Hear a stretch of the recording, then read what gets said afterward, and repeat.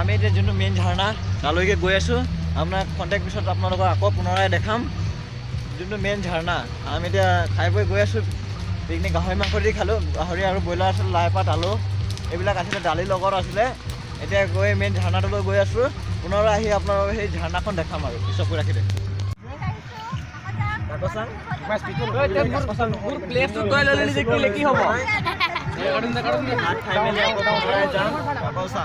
এয়া গাহৰি মাংস,